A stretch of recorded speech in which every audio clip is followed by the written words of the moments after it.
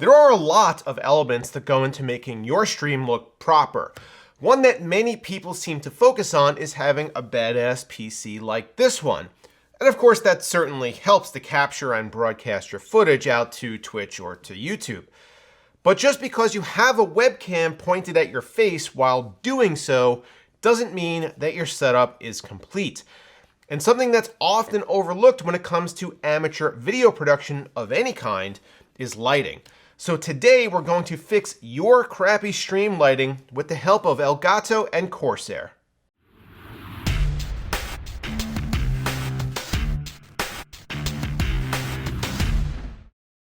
So why is lighting so important? Well, no matter how good your camera is, it needs light to function.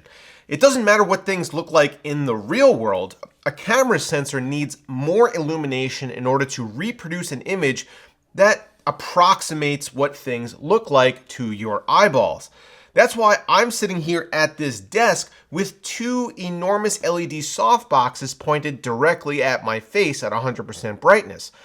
It doesn't matter that I'm slowly going blind, because to you it probably looks pretty natural. Plus you get to see all of this, which is pretty special. I'm working with some pretty decent camera gear and I still need to do this. Imagine how terrible you look with just a webcam and no lighting, or maybe just a desk lamp or something. Now, to be clear, when I said in the intro that we were going to fix your crappy stream lighting, I was basically referring to myself. We're going to fix my crappy stream lighting. Since I renovated my office last year, my main editing setup has looked like this.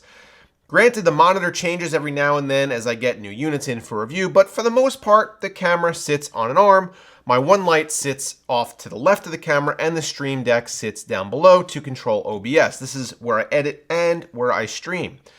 This light is from Viltrox and it's been fine, but there are several things that have bugged me about it from the start. First of all, the stand that the light is on just isn't tall enough. It barely clears the top of my monitor and some of the light panel is completely covered up. I could potentially invest in a taller stand or maybe an extension or something, and on occasion I've even resorted to propping it up on top of a cardboard box. But to be honest, I want something cleaner and more permanent. The second problem is that there's just one of these lights. Compounding the fact that the light stand isn't tall enough, this means that I can't center it over and behind my camera, so the lighting casts unevenly across my face. The third issue is that it's battery powered. More than once I've had the battery die on me mid-stream or mid-recording. This just happened to me a couple of weeks ago while Greg Salazar and I were doing a live stream. I literally had to pause the live stream to change the batteries on my light. And the last thing is that I'd like to have more control over the lighting without having to get up and reach behind the panel to manually adjust a knob. Well, it looks like Corsair and Elgato have come up with a solution to all of my issues. They sent over two of their new Key Light Air units, which we saw in Las Vegas at CES. And today, we're going to take them out of the box and set them up and hopefully get rid of my other light. Here are our Key Light Airs, and this is what Corsair is advertising as the main features. So Wi-Fi enabled means that you don't have to have any control wiring hooked up to your system.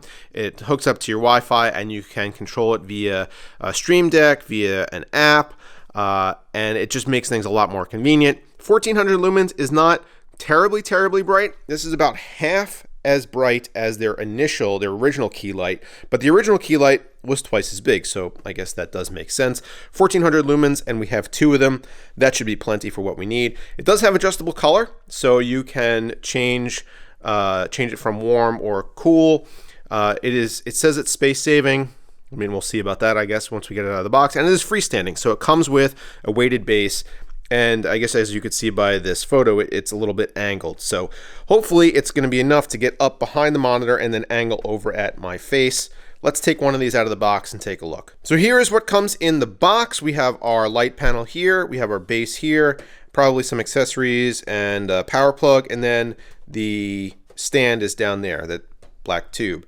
But what I find really cool is that usually with these kinds of packages, you find these in like AIOs as well. Usually there's a piece of cardboard that comes over top of them to protect everything. Well, Corsair printed all the instructions on this piece of cardboard. So this is saving the earth, I guess. Thank you very much, Corsair, for that. But here are our assembly instructions and then operating instructions as well.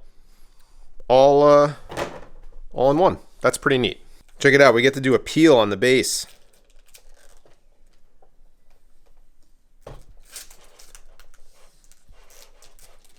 This isn't really a good peel.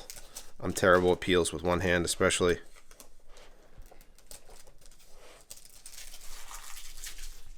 What'd you think? Is that your thing? Here it is all assembled, and to be honest, this was ridiculously easy to put together. It's like one screw at the base, and then this back here, this assembly you do have to put together. You have to like screw something in here and then screw this down.